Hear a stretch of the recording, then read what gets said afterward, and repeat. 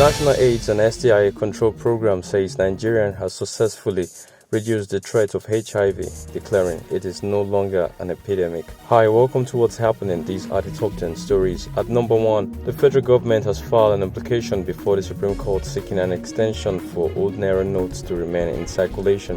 In March 2023, the Supreme Court had extended the deadline to phase out the old Naira notes to December 31st, 2023. In the fresh application, the Attorney General of the Federation, Lateef Fagbemi-San, said due to the economic crisis, it has not been able to print the volume of new notes that would enable it to phase out old currency before December 31st. The Supreme Court has fixed November 30th to hear the application.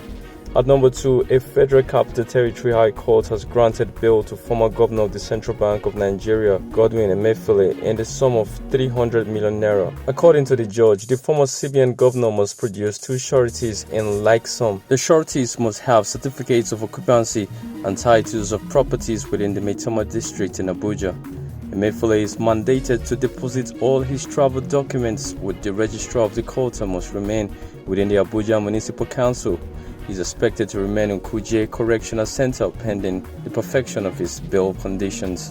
At number 3, the National AIDS and STI Control Program (NASCP) says Nigeria has successfully reduced the threat of HIV, declaring it is no longer an epidemic. This accomplishment follows efforts to expedite measures for lowering the transmission rate of HIV in collaboration with various stakeholders. The implementation of a testing and treatment program by the federal government has played a significant role in controlling the spread of HIV in the country. At number 4, the federal government has endorsed the establishment of crèches at markets and workplaces nationwide to optimize working mothers' productivity and promote breastfeeding. President Bola Tinubu disclosed this on Wednesday in Abuja at the inauguration of the remodeled workplace nursery by the Federal Ministry of Women Affairs. The president commended the Minister of Women Affairs, Uju Kennedy Ohaneye, for her laudable achievements within 100 days of her assumption of duty. He added that the renaming of the center after Victoria Gowon, wife of the former head of state, General Yakubu Gowon, was apt. At number 5, Minister of the FCT, Wike, says the Federal Capital Territory Administration has pegged the cost of issuance of a Certificate of Occupancy (CFO) at 5 million naira. Wike made the pronouncement at a meeting with estate developers in Abuja on Tuesday. He said payments could be made within 4 months of land allocations, after which the CFO would be handed over to the applicant. He added that he would seek the approval of President Bola Tinubu to link applicants' national identification number to CFOs before issuance. Wike said the era where 3 or more persons were allocated the same plot of land with fake CFO was over. At number 6, the Maritime Workers Union of Nigeria, MWN, has rejected the federal government's plan to refloat the Nigerian National Shipping Line, NNSL, 28 years after its liquidation. The union expressed discontent, citing the lack of consultation with organized labor on the pending benefits owed to disengaged employees of the defunct NNSL. The Minister of Marine and Blue Economy, Adegboyega Oyetola, had announced the government's intention to revive the NNSL through a strategic public-private partnership.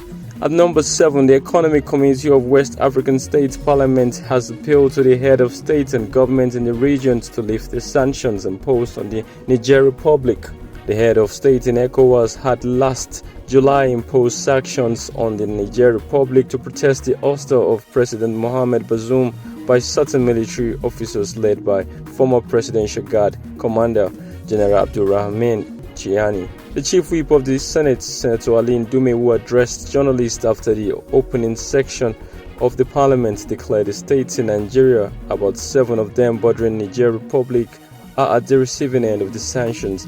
At number 8, North Korea said Wednesday it had succeeded in putting a military spy satellite in orbit after 2 previous failures, as the United States led its allies in condemning the launch as a brazen violation of UN sanctions.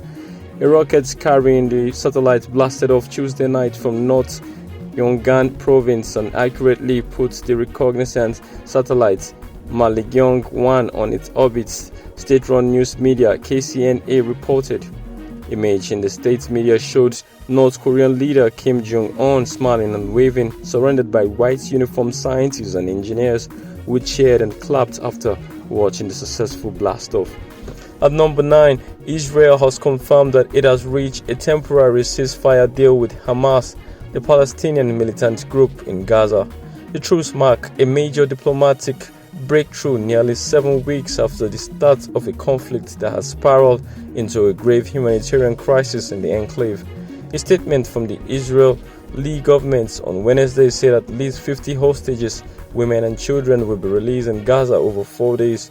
Israel, however, hinted that the ceasefire could be extended. At number 10, Lebron James claimed another piece of NBA history, becoming the first player to break the 39,000-point barrier as the Los Angeles Lakers routed the Utah Jazz to reach the knockout stage of the league's new in-season tournament.